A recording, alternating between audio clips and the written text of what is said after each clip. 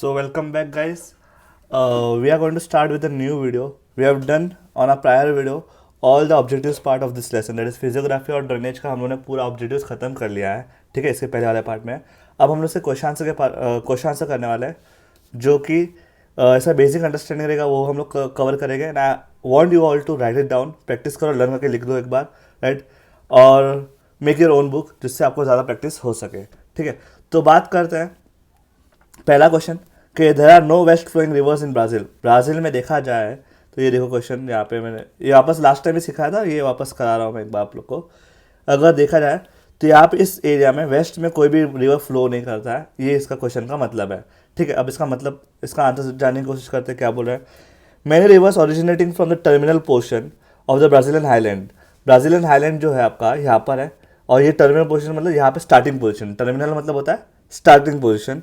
वहाँ से river flow करना शुरू करता है, और वो फ्लो करता है तो कहाँ पे जाता है? नॉर्थवर्ड्स जाता है, और वो अमेजन रिवर पे जाके मिल जाता है. यस, ये जो रिवर्स होते हैं यहाँ से फ्लो करते हैं, और नॉर्थवर्ड ये जो आपका अमेजन रिवर है वहाँ पे जाके मिक्स हो जाता है, और वो at last Atlantic ocean, north Atlantic ocean, ये जो यहाँ पे नॉर्थ एटलांटिक ओशन है वहाँ पे जाके मिक्स हो जाता है. वहाँ पे जाके आपका मिक्स हो जाता है. देखो, mid the Amazon river and finally terminate in the Atlantic ocean. And last में वो पानी कहाँ पे जाके मिल जाता है? Atlantic ocean, north Atlantic ocean में जाके मिक्स हो जाता है. ठीक है, ओके ना. फिर ये हो गया पहला वाला पॉइंट. आई होप सो पहला पॉइंट समझ में आया होगा. नेक्स्ट जो है साउथ फ्रांसिस्को रिवर, जो कि 1000 किलोमीटर टूवर्ड्स नॉर्थ फ्लो करता है. साउथ फ्रांसिस्को रिवर देखो, ये रहा आपका, ये देखो, ये साउथ फ्रांसिस्को रिवर है जो कि नॉर्थ की तरफ फ्लो करता है. बट थोड़े टाइम के बाद वो भी सडन राइट लेके वो भी मिक्स हो जाता है. And then it turns east to join the Atlantic Ocean. मतलब वो भी 1000 किलोमीटर तक नॉर्थ की तरफ जाता है, एंड फिर वो ईस्ट में टर्न कर लेता है. It turns towards the east, और वो भी जाके मिक्स हो जाता है आपका एटलांटिक ओशन में. आई होप सेकंड पॉइंट भी बहुत ज़्यादा आसान है. ठीक है, अब यह थर्ड वाला पॉइंट देखते क्या बोला है. द परागो रिवर, यूरेगी रिवर, ठीक है, originating from the southern part. देखो नीचे की तरफ ये वाला पार्ट, मैं करेक्शन कर देता हूँ, ये वाला पार्ट, ये पराना और परागो, ये जो साउथ में है, सदर्न पार्ट में देखने को मिलते हैं, वो साउथ वेस्ट की तरफ फ्लो करता है. It flows toward south west, and south west में फ्लो करने के बाद वो अर्जेंटीना में, उसके नेक्स्ट कंट्री में जाके मिक्स हो जाता है. ठीक है, एंटर्स अर्जेंटीना. तो आई होप से ये समझ में आएगा. Highland and flows south west and enter Argentina. The Amazon river originating from the Andes mountain. अभी अमेजन रिवर कहाँ से स्टार्ट होता है? एंडीज माउंटेन, आप लोगों को पता ही है, ये वेस्ट में है, और वो ईस्टवर्ड फ्लो करके वो भी एटलांटिक ओशन में जाके मिल जाता है. इन शॉर्ट, यहाँ पे आपको हर एक रिवर कहाँ से फ्लो करती है, कहाँ पे जाके वो मिक्स हो जाती है, वो सब आपको यहाँ पे बताना है. आपसे समझ में आएगा.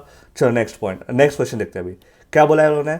There are dissimilarities between eastern and western coast of India. There are dissimilarities between eastern and western coast of India.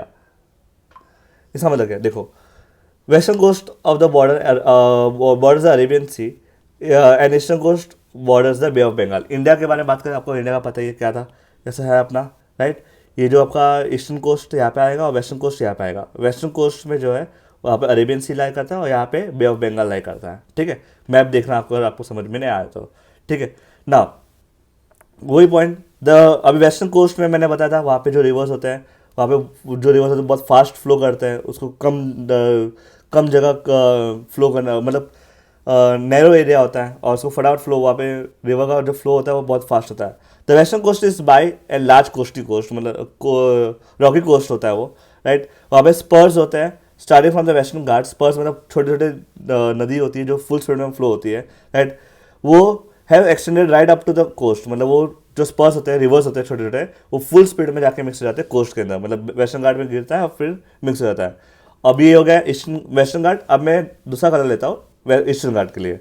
यहाँ पे कंपेरिजन किया वेस्टर्न घाट में कैसे रिवर्स फ्लो होते हैं, मतलब फास्ट रिवर, स्पर्स फ्लो होते हैं. स्पर्स मतलब जो रिवर फटाफट फ्लो करते हैं, जो रॉकी कोस्ट में फ्लो करते हैं, रिवर राफ्टिंग जैसा.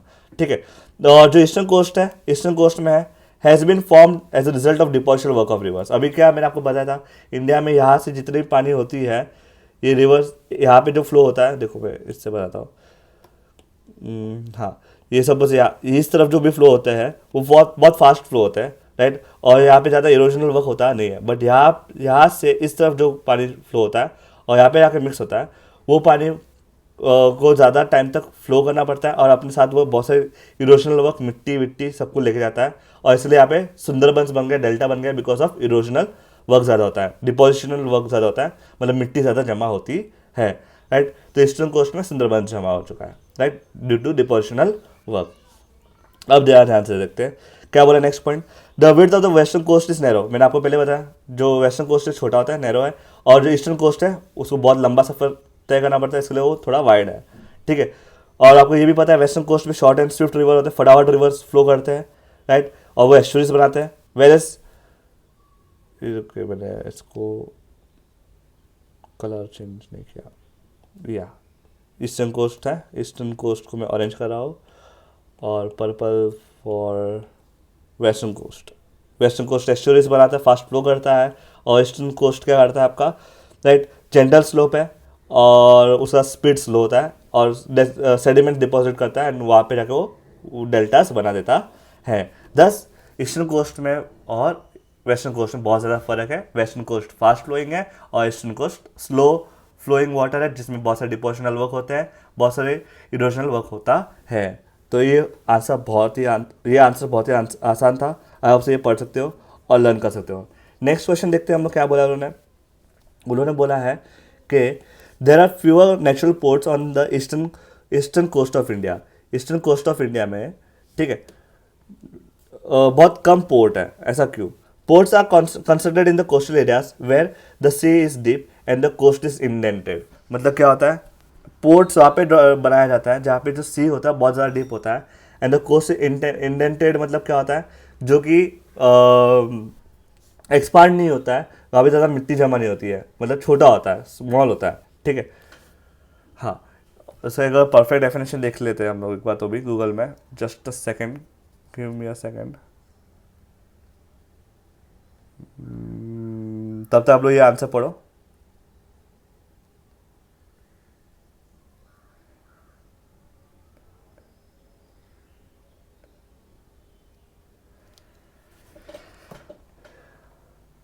हाँ, डिवाइडेड मतलब जो कि डिवाइड किया जाता है, अलग से डिवीजन होता है उसका, ठीक है। पोर्ट जैसा डिवीजन होता है, राइट। वहाँ पे हार्बर बन सकता है, बड़े बड़े पोर्ट्स बनते हैं, आपने देखा होगा, ठीक है, जहाँ पे शिप अनलोड एंड लोड होता है, उसको पोर्ट्स बोलते हैं। Okay, now the eastern coast has gentle slope. अब ईस्टर्न कोस्ट के पास जेंटल स्लोप है, so rivers deposit sediments forming deltas, वहाँ पे डेल्टास बनता है। Also this make the coast shallow and making it difficult for ships to reach close to the coast. अभी देखो ईस्टर्न कोस्ट में जो ईस्ट में जो रिवर फ्लो होता है वो बहुत सारे सेडिमेंट्स मिट्टी विट्टी लेके जाता है, और उसमें वो डेल्टा बना देता है वहाँ पे। तो वहाँ से शिप को ट्रैवल करना from that delta it's very difficult.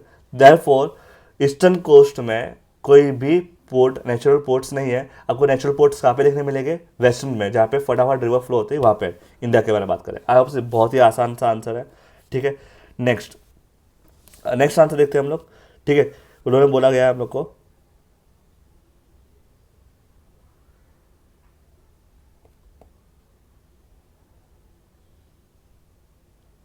okay, as compared to the Amazon,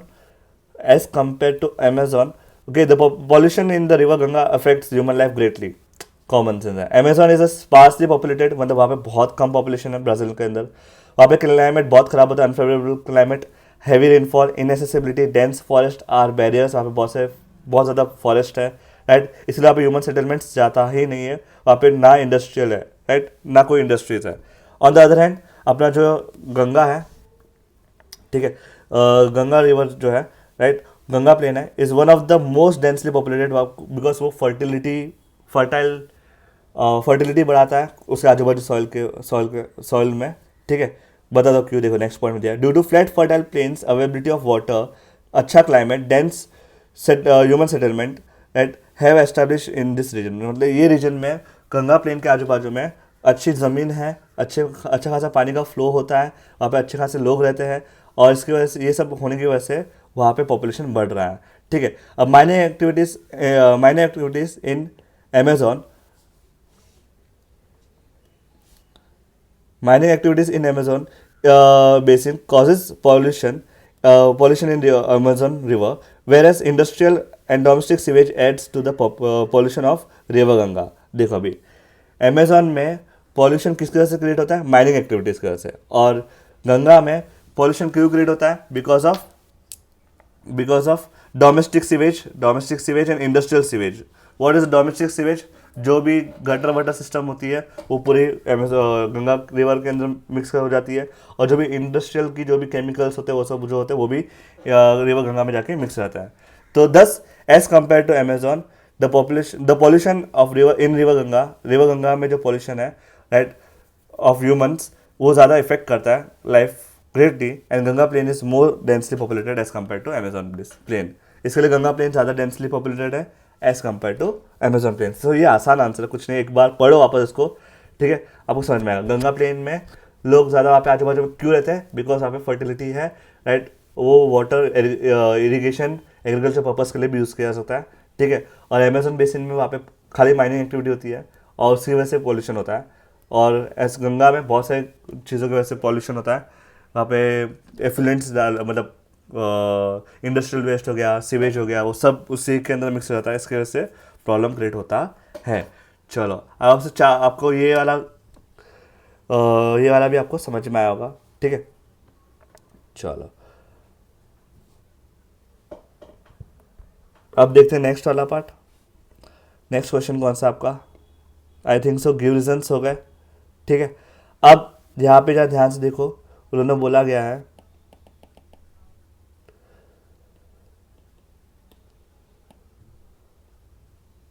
अब उन्होंने बोला गया है हम लोग को कि differentiate between physiography of Brazil and India. Brazil और इंडिया का फिजियोग्राफी, मतलब आप लोगों ने जो भी पढ़ा है, राइट, फिजियोग्राफी के अंदर वो सब आपको डिफ्रेंशिएट करना है। तो पहले तो कितने डिविजन्स हैं वो बता दो। हिमालय, अपने इंडिया में हिमालय सबसे ऊपर की तरफ है ना, द हिमालयाज।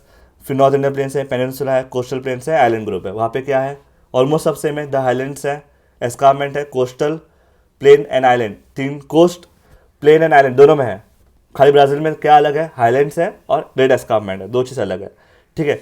अच्छा अभी यार सेकंड वाला पॉइंट देखो, यहाँ पे जरा long and high mountain ranges in the northern and north eastern part of India, ठीक है, that form Himalaya ranges. Himalaya ranges मैंने बताया ना कहाँ से कहाँ फ्लो करता है? नॉर्थ से ईस्ट की तरफ फ्लो करता है, नॉर्थ ईस्टर्न पार्ट में, ओके, और नदर्न पार्ट में वो उसका ये एक्सपांशन क्रिएट करता है, ठीक है। और फिर हमारे जो ये वाला पार्ट है वी शेप, वहाँ पे एक वेस्टर्न घाट्स है और ईस्टर्न घाट्स भी होते हैं, right, that is the west and east of the peninsula river. Peninsula region के ईस्ट और वेस्ट में वेस्टर्न घाट्स और ईस्टर्न घाट्स देखने मिलते हैं।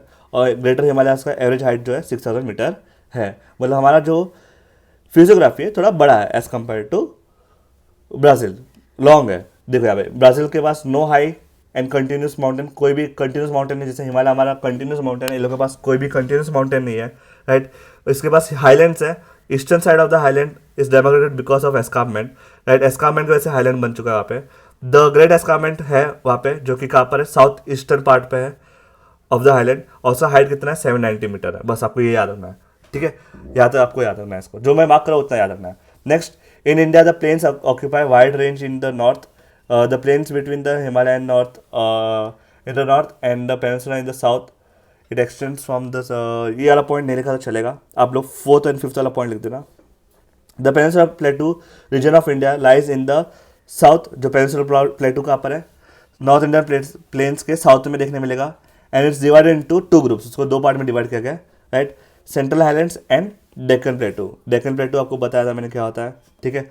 डेक्कन प्लेटू अगर भूल गए तो ये अगर आपका वी शेप है तो ये जो ऊपर वाला पार्ट है इस वाले पार्ट को हम लोग डेक्कन प्लेटू बोलते हैं, ठीक है। चलो तो ये वाला पॉइंट एकदम ईजी था। पेनिनसुला जो दो पार्ट में डिवाइड किया, एक सेंट्रल और एक डेक्कन प्लेटू में। ब्राज़ील में कैसा है? In Brazil highlands occupy extensive area, वहाँ पे ज़्यादा हाईलैंड्स है, जो कि area in the south and is describe as a Brazilian highland. South में जो है उसको ब्राज़ीलियन हाईलैंड बोलते हैं, right. And also there is a Guiana island north की तरफ, नॉर्थ में। ये तो बहुत आसान है, ठीक है। The islands in India are either volcanic और कोरल इन ओरिजिन, मतलब वॉल्केनिक होता है, कभी कभी वॉल्केनोस होते हैं, और कोरल मतलब जो कोरल्स होते हैं, राइट। आप लोग उसका फोटो गूगल सर्च कर सकते हो, I can't explain it over here, ठीक है। The islands in the Brazil are mainly depositional, जो ब्राज़ील पे बने हुए आइलैंड्स है वो डिपोजिशन की वजह से बने हुए हैं, मिट्टी विट्टी की वजह से बने हुए हैं, इरोजनल वर्क की वजह से बने हुए हैं, ये आप लोग बोल सकते हो। तो ये 4 पॉइंट का आपको आंसर जो है आपको कंपल्सरी लिखना है, और अगर आपको एक्स्ट्रा लिखना है तो थर्ड वाला पॉइंट आप लोग कर सकते हो, ठीक है। चलो नेक्स्ट आंसर देखते हैं क्या बोला उन्होंने। नेक्स्ट आंसर हम लोगों ने बोला what measures are being taken to control the pollution in rivers of India. I think so will convert this into next part because इसके बहुत सारे क्वेश्चन आंसर्स हैं, बड़ा है. तो एक काम करते हैं, यहाँ तक ये वाला पार्ट जो आपने किया उसको यहाँ तक अच्छे से लर्न करो और लिख के रखो. In the next part will be discussing further answers, right. अगर आपने अभी तक पूरे वीडियोस नहीं देखे हुए तो go through all the videos again and again, revision करते रहो वहाँ पे, ठीक है. It will be very beneficial for you. Practice करोगे और अभी से लर्निंग करना शुरू करोगे तो it will be very helpful for you. I hope so आप लोग रोज हर एक वीडियो देख रहे हो, क्वेश्चन आंसर पार्ट देख रहे हो और उसका लर्निंग भी करके रख रहे हो सके तो एक नोटबुक बनाओ, प्रैक्टिस करो. It will be very beneficial for you. चलो बाय.